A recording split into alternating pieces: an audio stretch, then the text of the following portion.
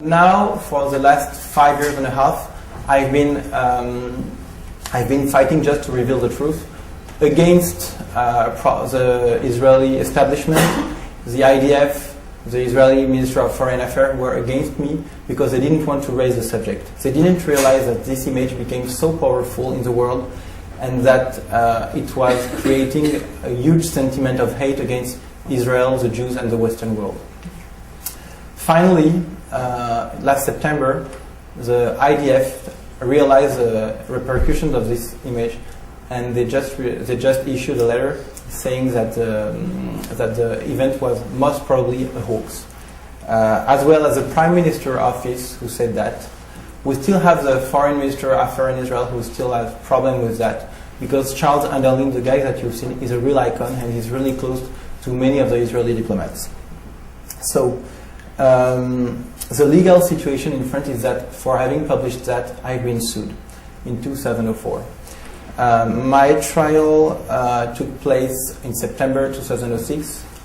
A year and a half before, the French Minister of Communication offered me a deal to drop the case if I just forget the story. I said no, there is no deal possible. I'm not working for the Israeli embassy or for whatever. As you can see, they've not been helpful. I'm working just for the truth and for a decent society in the Western world. So, during my trial in September 2006, the attorney recommended to drop the charge because I've proved that it was a hoax. But France too used a letter of Jacques Chirac, who was at that time French president, and the letter was supporting Charles Anderlin, the guy who was responsible for the hoax, and the judge found me guilty. So I appealed. September 19th, 2007, the appeal started. It was a rematch. It was not like the American justice. We had a rematch, complete new trial. The judge understood when they saw not my image, because they didn't allow to show me my image yet. They just showed the image of France 2, but with only the image of France 2, the judge realized that there were so many discrepancies that they said, look, we want the release of the raw footage. So they asked for the 27 minutes. But unfortunately, France 2 released only 18, and they pretended that it destroyed 9 minutes of the evidence. We have people who have seen those 27 minutes and who say that it's been full of staged scenes.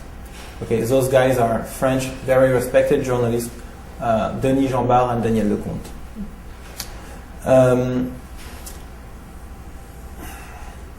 The fact that France 2 tampered the evidence should have been a big scandal in the whole world, but it has been completely kept quiet, and nobody covered the issue in the French media, nor in the French media, neither in the international press. But the 18 minutes that we've seen at the court were, I would say, ridiculous enough to show that it was completely staged. We had, for example, people showing us their wounds from bullets, and the wound was like the real red. I mean, I don't know what is a ridiculous red, but it was a big red that doesn't look even like blood or anything. It was completely ridiculous. We had people giving interviews, pretending that there was a big battle, but behind you could see the Israeli flag, and you hear lots of machine guns, and the guy was turning his back to the Israelis while giving his interview, and he didn't care. He couldn't care less than the Israeli position. So nobody was afraid. They were just filming stage scene on those 18 minutes. Which means that before this screening of the tapes, we were 99% sure that we were right, because France 2 always told us, when you'll come to see the 27 minutes, you'll see that we have the agony of the kid, we have everything.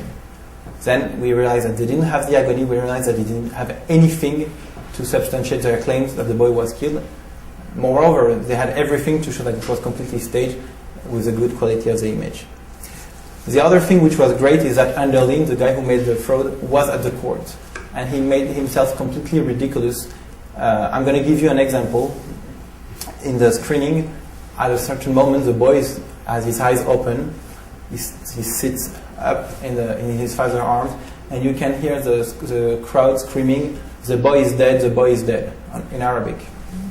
So I turned to the Anderlin and I said, "Look, can you explain us why the guy is screaming, the boy is dead, the boy is dead.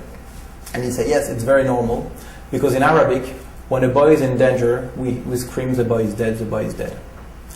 Everybody laughed at the court. Even the judge was so shocked to hear so silly answers. So, in terms of truth or not truth, we have the victory is guaranteed. There is not any risk that we are wrong. Everything is clear. It's a hoax. We may lose the case in court, again because of political pressure coming from, we don't know, but there is actually a huge pressure from the French establishment on the French judges and on my lawyer, who's a Christian, regular French lawyer, to give it up and to admit that I'm wrong and that they're right. So the pressure actually in France is very, very strong on the shoulders of the people, the few people who are on my side. But I don't care because the truth is stronger. The final hearings will take place on February 27th, which is like in 2 months and a half. Now, I think that what will be important for the future of the Western world and of the Arab world is that France too, the state-owned TV, admit the fraud, explain the fraud, because it's not only that they have to say it's a fake, they have to explain why it's fake. For example, to explain to people like you who not sure that we're right, that when you see a boy holding a red piece of cloth to his stomach, it's not something which is normal. That a dead person, and I know we are in a holy land, and I know it happens maybe sometimes, but people don't resurrect like this just to look at the camera and put it down. So I'm telling you the future of this story. We have the trial. We have a book which will be published in French, English, and Spanish in the next few months. Hollywood, I was in LA yesterday, and we have many people in Hollywood who are willing to make a film out of the story.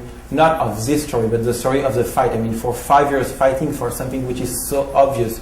And I swear that the people who were at the court, even people who are not really friendly to me, came to me at the end and told me, French journalists came to me and said, wow, we were shocked today. We couldn't imagine it was so obvious that it was forged. At the end, I would like to do something, to tell you something, that this al-Durrah hoax doesn't tell you a lot about what's going on in Gaza, but it tells you a lot about the anti-Semites and about the failure of the PR of the Israelis. The only responsible for this failure are the Israelis. I'm telling you. The cameraman who did this, I mean, he thought he was doing this for the good of his people. I'm sorry for him, but he had 5,000 people killed of his own people. But the Israelis are very responsible because they are not defending their good names, especially when they're right. And it's very damaging. This kind of realpolitik of Israel is problematic, and we really need to have them understand that they're putting the world in danger, not by what they're doing, but not by countering the lies. Like, I don't know if you remember the Jenin massacre, which happened to be just a fight between soldiers, and all those lies, like the Gaza Beach incident, all those lies that have created so many hate against the state of Israel. I'll conclude by telling you why it's so important to have the truth revealed in this case. First, because the truth is always important. I mean, the truth in history, it is important. The second is because this image killed people, killed 1,000 Jews, 5,000 Arabs, and maybe more, because it's really enraged the Muslim world. And it will kill for decades if we don't erase this image. The third thing will be that it's a deterrent for Western journalists who don't do properly their job. I think they have to understand that when someone like Andolin does this kind of hoax, he has to pay a price for this and to get fired for this kind of lie. And the last thing is that if people really believe in peace, and I do believe in peace, it's important that the people, for example, the Arab countries that are around Israel, don't believe that Israel killed children for no reason, as the Christians believed in the 15th century that the Jews were killing the little Christian boys to drink their blood for Passover. Okay, so it's important to build peace. You need to have the truth, and not your neighbors believe that you kill children for no reason. Thank you very much.